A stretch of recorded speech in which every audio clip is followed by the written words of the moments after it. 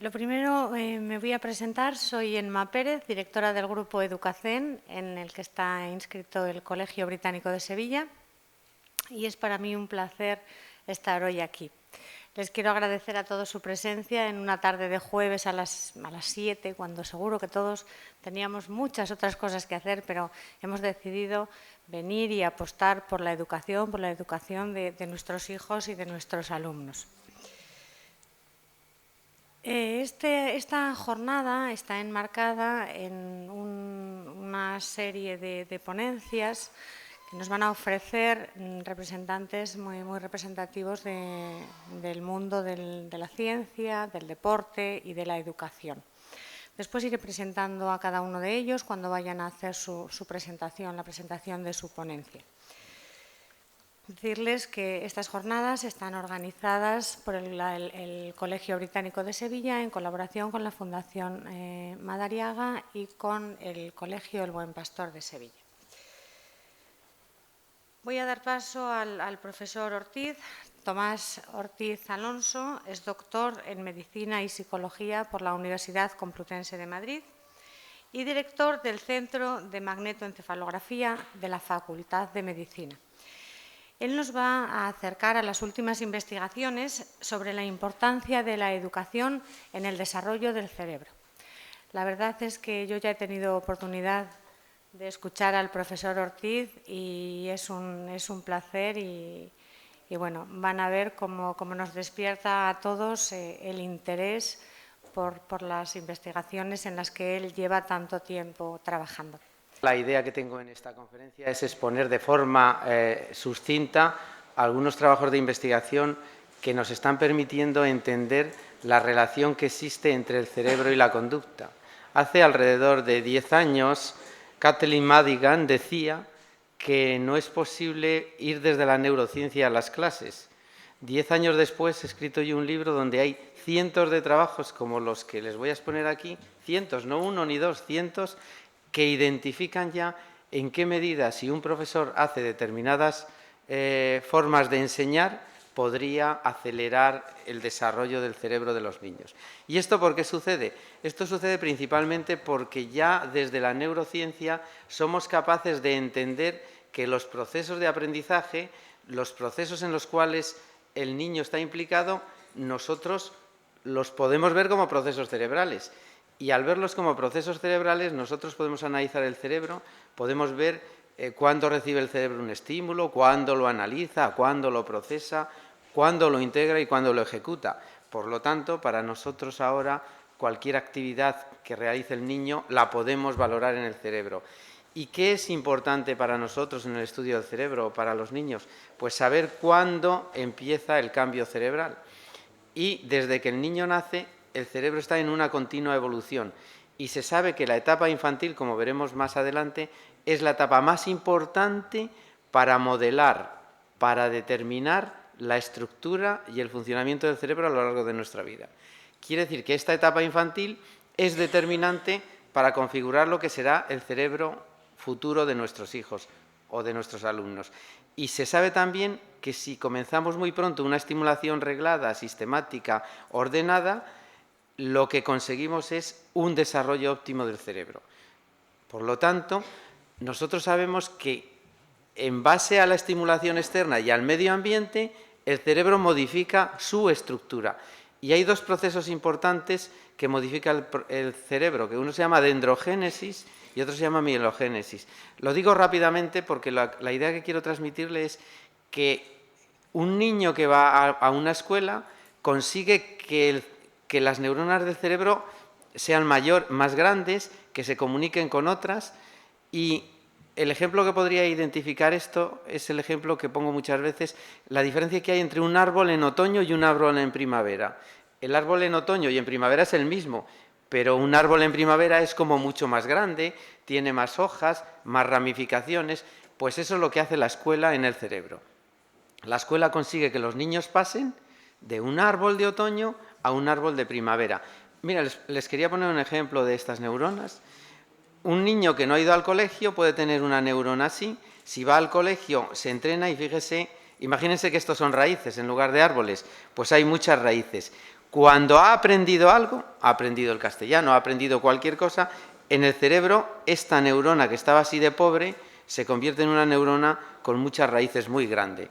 Esto quiere decir que durante ese tiempo el cerebro ha ido desarrollando paulatinamente su capacidad de estructura y de conexión con otras neuronas. Y esto es lo que se llama neuroplasticidad, que es la capacidad que tiene nuestro cerebro de aumentar la conexión de unas neuronas con otras y, sobre todo, hacerlas estables. Y eso se produce mediante la experiencia, el aprendizaje o la estimulación sensorial. Pero esto que lo digo yo ahora ya lo dijo hace 100 años Ramón y Cajal. Ramón y Cajal dijo una frase muy interesante que decía que para adquirir nuevas habilidades se requieren muchos años de práctica mental y física. Y esto produce en el cerebro nuevas ramificaciones, aumento de neuronas, aumento de conexiones, es decir, otro cerebro distinto al que teníamos antes. Por eso es tan importante que nosotros entendamos que toda la actividad que vamos a realizar en los colegios y en nuestra casa, lo que va a hacer es aumentar la capacidad que tenemos de millones de neuronas que están ahí sin funcionar, que están hipofuncionantes. Cuando les damos estos estímulos, lo que hacen es que se ponen a funcionar y se ponen a conectarse unas con otras y se hacen estables. Es decir, el árbol se convierte en un árbol de primavera. Y esto solo se hace mediante entrenamiento repetitivo. Fran nos dirá la importancia que es el entrenamiento en los deportes. Pues en el cerebro todavía más. Esto se hace con fuerza de voluntad, con constancia, con todos los días. Los niños no aprenderían si no van todos los días al colegio. Y cuando digo todos los días, es todos. Y verán por qué cuando les explique los estudios que hacemos nosotros en este sentido. Por lo tanto, se sabe que la actividad regular y la actividad sistemática estimula el crecimiento y las conexiones nerviosas o sinápticas que ya tenemos en nuestro cerebro. ¿Y qué pasa en la primera infancia? Pues en la primera infancia es donde vamos a poner los elementos necesarios para modular nuestro cerebro. Lo que decía Ramón y Cajal, que todo hombre puede ser, si se lo propone, escultor de su propio cerebro, aquí empezamos a hacerlo. ¿Quiénes van a esculpir el cerebro? Los padres y los profesores. Esos son los que van a plantear la organización y la estructura futura del cerebro. ¿Y por qué digo esto? Pues miren, porque cuando un niño nace, miren, esto es una neurona. Entonces, en el nacimiento, fíjense, hay muy poquitas neuronas. A medida que pasa un mes hay más, a los 3 meses más, a los 6 meses más y a los 24 meses, fíjense, hay más. ¿Pero qué es lo que pasa en el cerebro? Pues que, fíjense, a los 24 meses la cantidad de neuronas que hay, pero fíjense que ya a los 6 años hay casi la mitad de neuronas y a los 14 años muchas menos neuronas. ¿Eso qué significa? Eso se llama poda neurológica. Independientemente de lo que ustedes hagan, el cerebro de los niños va a eliminar millones de neuronas que están ahí. ¿Y qué neuronas quedan en el cerebro? Aquellas que ustedes, como padres y como profesores, han estimulado.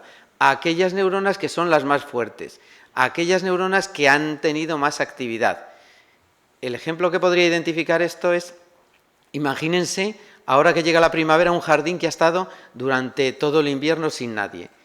Ese jardín nunca será bueno sin un jardinero. Llega un jardinero, quita las malas hierbas y brotan los árboles buenos y aparece un jardín muy bonito. Pues más o menos pasa en el cerebro igual. Independientemente de lo que hagan, van a perder los niños neuronas. ¿Qué neuronas van a quedar? Las que ustedes como padres y profesores han estimulado. Ustedes son los responsables de la estructura cerebral de esos niños.